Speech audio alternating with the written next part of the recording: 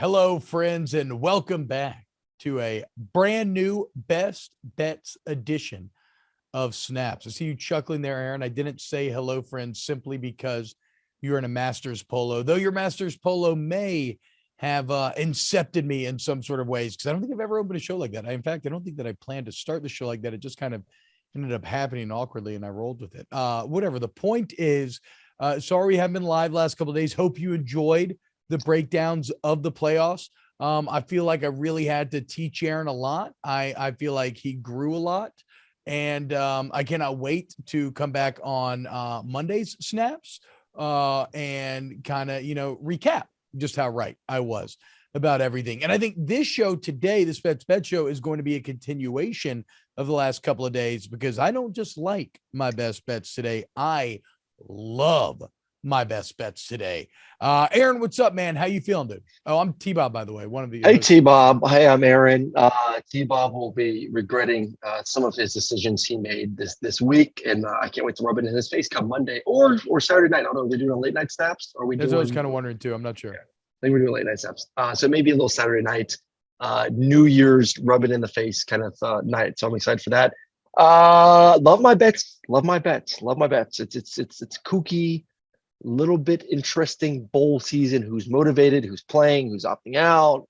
There's a lot to kind of break down, but I feel really good about what I got today. So let's go 3-0. Let's finish the season with a boom. Let's go, baby. Let's go 6-0 this weekend. Can we hit? Hey, we were 4-2 last week. Okay, solid. Both boys 2-1. Can we get our first 6-0 week here at the finish line? Fingers crossed. Let's see what we got. I'm starting here with the Alabama Crimson Tide. This is one of those lines where, you know me, okay, I am not an Alabama fan. Now, unfortunately, the Alabama discourse has been such that I find myself having to defend them at every turn now, because people have run so far with this idea that the empire of Saban is over. The empire is down. The empire is not out. And the empire's culture is such that Bryce Young and Will Anderson are playing in this game, even though it's not a playoff game and it's just a bowl game. And they are literally the number 1 and 2 player on all the major scouts' big boards. It's absurd. Those two have chosen to play in this bowl game in today's day and age. And so when I get on our wonderful benefactors sportsbook, FanDuel, and I see Alabama minus 6.5 playing in New Orleans in a stadium and city that they have basically made their second home, and they're going against Kansas State, who is good. Don't get me wrong. I like them, but from a pure talent level is not even in the same stratosphere. And even from like an execution level is not really to level of it. And I see 6.5, not even 7.5. I only need a touch. Are you shitting me? Like, I had to double check.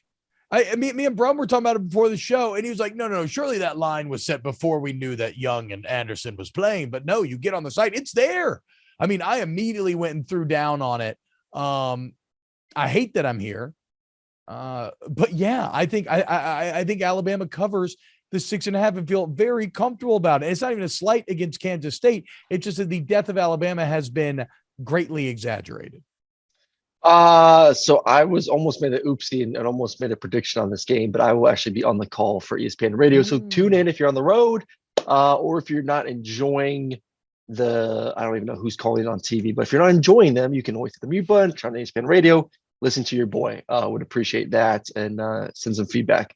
But no, listen, a little bit surprised on that. I will say, having, Will Anderson back, having Bryce back, I think was sent a message into the locker room for Alabama that we care about this football game, that we, should be excited to be here. This game actually means something, because if they didn't play, then the mentality in the locker room would be, okay, guys, like, we don't have our best 2 players. Does this game really mean anything? It's a bowl game. It's that we're so accustomed to being in the playoffs. Do we even care to play? We're in New Orleans. Let's go, turn up and have some fun. But I think having those 2 leaders there really got everyone's mindset. And I will disagree with you. I do think Kansas State's a really good football team. They are. I think Will Howard's a good quarterback. Deuce at running back. They got some talent. They're going to come out swinging, man. Like, everyone always wants to knock down the big dog. And there is, you always use the phrase, there's blood in the water. There's a little bit of blood in the water right now for Alabama. They have shown some weaknesses this season. They've been vulnerable at times, obviously losing 2 football games, have been close against Texas and, close game versus Texas A&M. They're not as elite as we think they are. With or without Bryce Young, this is still a good football team, not a great football team. So I think you need to get over that point. And I think Kansas State looks at him and says the same thing. Like, we've watched the tape. We've had 3 or 4 weeks to prepare and see who they are. They're not as scary as they've been in years past. We are not scared to face Alabama here in the Sugar Bowl. So listen, I don't know. I'm hoping for a great game because I'll be on the call. I don't want to blow out, but you know what? I'm not going to make a call for bets. Just that it's going to be entertaining. Blowout. I didn't say blowout, but I do see 10. I think Alabama wins by 10 here. Yeah. And again, it's not even a slight against Kansas State. Alabama can be slipping and Kansas State can be peaking, but just given the last decade of where the 2 programs have been, Alabama's just in a much more well-seasoned point. Yeah. I agree. I think let's cast iron skillet. I will give this to like the fact that Alabama, with all that talent and a lot of youth, gets those extra practices. Yeah, I think is pivotal because you give 15 more practices to Nick Saban and a bunch of 5-star athletes. That's a little bit dangerous. To me, so I do like that. It's also it's the New Orleans factor, man. They're so comfortable in that building, in that city, in that process. They played there time and time again. So Alabama minus 6.5. Aaron Murray, your first best bet. All right, my first best bet. You better bet this one, just for what it means. Mississippi State versus Illinois. Mississippi State getting 1.5 points. Mississippi State plus 1.5. You talk about ultimate motivation right now for the Bulldogs. You lost your coach, a guy that has meant so much to college football, and I cannot wait to see on January 2nd the ceremony that's going to be happening. I had the bowl game, the Gasparilla Bowl in Raymond James Stadium this past Friday, and I'm looking at the ship and I'm just like, man, I cannot wait to see. And I think they're actually going to have special helmets with like a Buccaneer on the side, a Pirate on the side of their helmets for Mississippi State. They're going to be motivated. We always talk about in bowl games, what team is motivated to play, which team is not motivated to play. Illinois, their top running back, Brown, is I don't know is he playing or not. I know he's declared for the NFL draft. I will. So I don't know if he's playing or not. I should look that ahead of time. He has declared for the NFL draft, so I would assume that he's not playing in this game. I think that's a big loss. Obviously, Mississippi State, they lost a running back. They also lost Ron Thomas to the other Bulldogs, Georgia Bulldogs. But still, Chase Brown has opted out. He is opted out. Yeah, that's bad. I'm pretty sure I saw that. So that's bad for Illinois right there. There's a team that, obviously that's how they score points. It's how they move the football. And I like Mississippi State on defense. I like Will Rogers on offense. And I just think that there's that motivational factor as well of, hey, guys, we want to win this one for our coach. And we want to finish the season off with a bang. So for all those reasons, give me Mississippi State. And they're getting points as well. So go Bulldogs and go Mike Leach. Yeah, I agree. I think you hit the nail on the head in that I feel like I have to put money on that game out of principle. Yeah. I want to throw my energy behind honoring Mike Leach. And again, it's heartbreaking because it would have been the perfect bowl game for him to coach. It is also very suiting that such a paradically themed bowl game would be the game that his team would be playing in immediately after his passing. So I will be swinging my sword. I'm with you there, Aaron. My next pick, much of the year, I've been Le Petit Trojan boy. That said, I do live in Louisiana, and probably my favorite story in all of college football have been the Tulane Green Wave. They've been fantastic, not just good at winning games, but incredible against the spread. In fact, still the best team in the country against the spread this year. However, I mean, whenever you do these best bets, you kind of look at things that jump off the page, and maybe this jumps off the page too much and it's a bit of a sucker line, but it looks like Caleb Williams is going to play in this game. I haven't found any discussion otherwise. In fact, he has said that he definitely wants to play this game. He's looking forward to it. USC minus 1.5. And Tulane's offense is very good. especially running the ball. USC's defense is garbage, and Tulane's defense is pretty good. Whereas USC's offense, I just think Caleb Williams is too overwhelming here. Yeah. Right. We talked about it a bit earlier in the week. Now, I know we fell on different sides of McCarthy versus Duggan in the context of the two teams. But Caleb Williams here is just too overwhelming, too many points. And though Tulane will score, I don't think they can keep up enough to win this game. So give me the Trojans minus the 1.5 here. It is in why am I blanking right now? It's in New Orleans, right? No, where is that game? Not every game can be in New Orleans, T-Bob. No, it's in Dallas. Get over My yourself. bad. Get over yourself. Sure. Well, no, that is in Dallas. Give me the Trojans minus 1.5. Though I would not be mad if I was wrong here and Tulane wins this game, because that would be massive for the local school. But I think the Trojans cover. Yeah, I think Caleb's just too strong for that game as well. If he's healthy and even 90%, I think they win that football game by at least a touchdown. All right, my next best bet goes to the orange versus orange in the Orange Bowl. It's going to be so much orange in that stadium, it's going to want to make your head explode. Tennessee getting 4.5 points. Give me that all day of the week. And you just go to the quarterback matchup, just straight up. Just go to the quarterback matchup. You got both backups. You got Klubnik on one side. You got Joe Milton on the other side.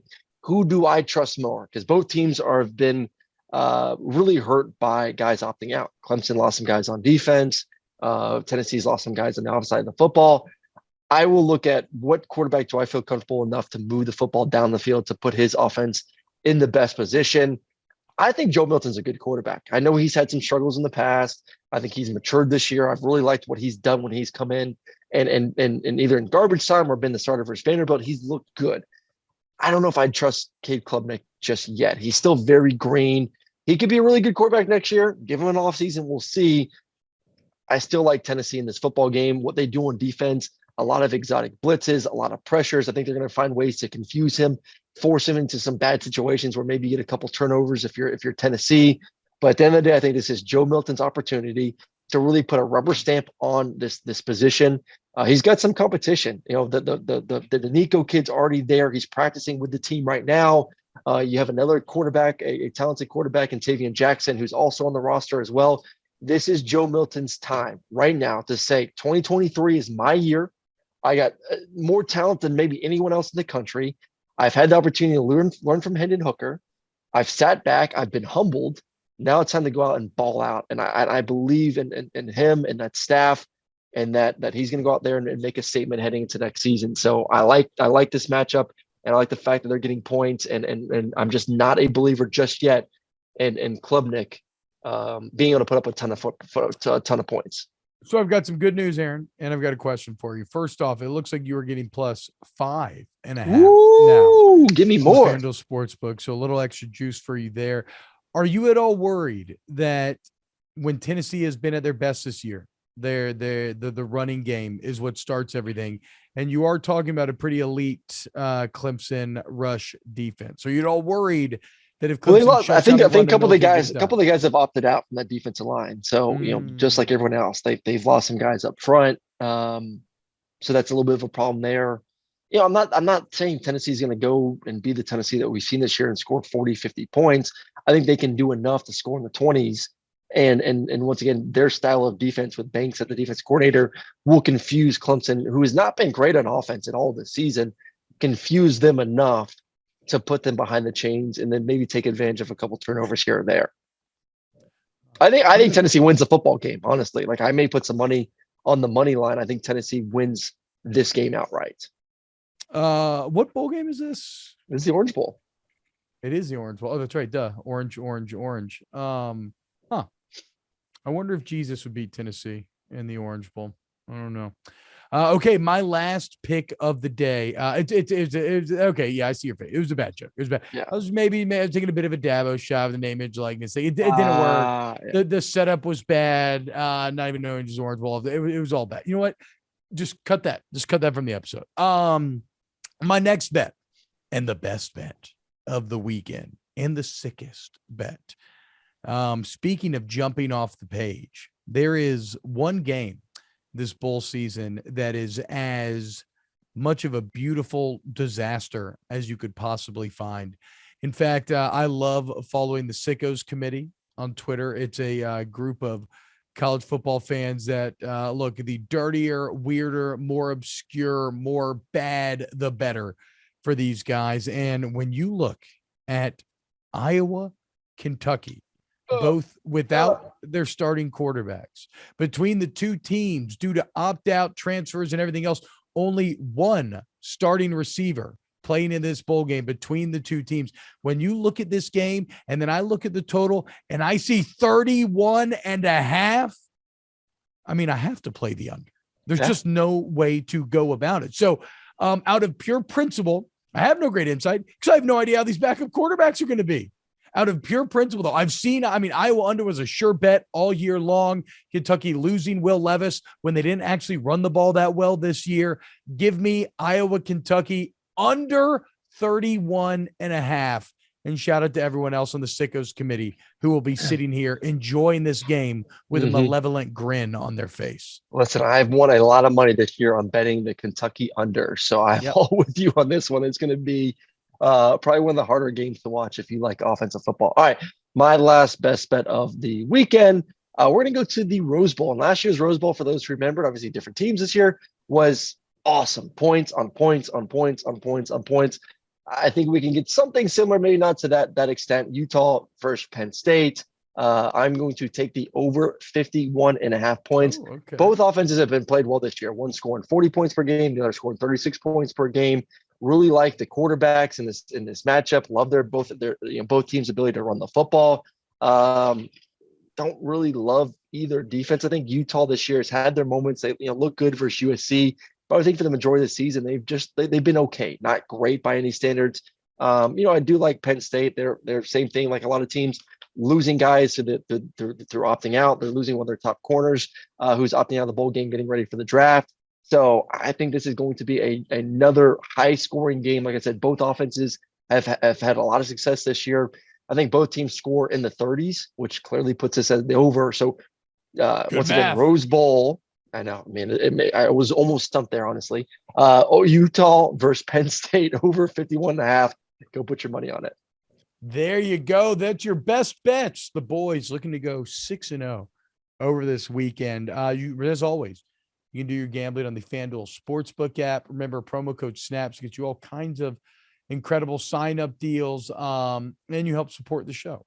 What you can also do, if you're listening on podcast, by rating and reviewing the show. That if you enjoy it, like certainly, I don't want you to just rate, whatever. No, if you enjoy do it. That helps. Do it now. Go ahead and do it. You're right. No, do it. And then if you're watching on YouTube, like, subscribe. Huge thank you to the volume. Huge thank you to Papa Colin. Huge thank you to Ryan Brumley, Pat Gunner, Paul Farrington, Danny Carter. Huge thank you to you, our wonderful friends in the audience who have dealt with us this week. As we are not live, we've been recorded. We will be back. I wish I knew if it was Saturday or Monday. But look, we'll let you know. Okay, we'll let you know the next time we have a brand new edition of Snaps. We'll see you then.